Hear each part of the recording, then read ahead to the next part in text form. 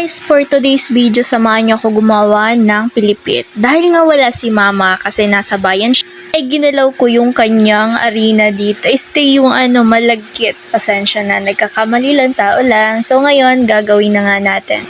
Inuumpisahan ko na, so ito ang ginagawa ko. Huwag kayong mag-alala guys, kami lang naman yung kakain nito, tsaka mema ko lang talaga to kasi nga hindi ko talaga matansya kanina kung paano yung paggawa nito dahil doon sa pag masa-masa pa lang nitong nung giniling na malagkit na hirapan na ako kaya nagpatulong din ako doon sa papa ko kung paano ba yung pag-estimate ng tubig. And ayan na nga yung nagawa ko guys, marami-rami na rin siya, konti na lang talaga to. Kakakain ko lang naman ito kahapon pero hindi ko alam kung bakit nakrib ako bigla dito. So, habang wala si mama, ito na yung ginawa ko. Hindi ko naman siya nape-perfect pero okay lang naman kasi kami lang din naman yung kakain. So, yun natapos ko na nga siyang imasa-masa. So, ngayon naman, niluluto ko na siya, ni-start ko na siya kasi nung nagpainit ako ng mantika is okay naman na mainit na talaga siya. Mas maganda guys na paggagawa kayo ng pilipit, mainit na talaga yung mantika para hindi siya didikit. Syempre kahit ano na pirituhin natin, alam niyo rin naman yung pag nagpipirito kailangan sobrang mainit yung mantika para iwasan nating dumikit.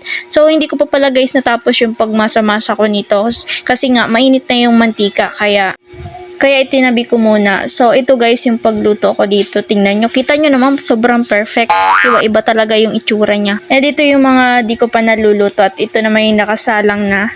Alam nyo guys, pag nasa bahay talaga kayo, gaganahan talaga kayong gumawa ng mga gantong meriendahan or anumang ulam, kung anong makikita nyo sa mga nanonood nyo sa mga feed nyo. And dito na nga guys yung nagawa natin kakatapos lang maluto. So ngayon naman guys, ang gagawin naman natin ay aruba kung tawagin sa amin. Ito yung minatamis na ilalagay dun sa ibabaw ng pilipit. At nang okay na yung minatamis natin, ihinalo na natin tong pilipit. Wow! And this is our final result guys. Na ito na ang ating pinakamasarap na meriendahan sa hapunan.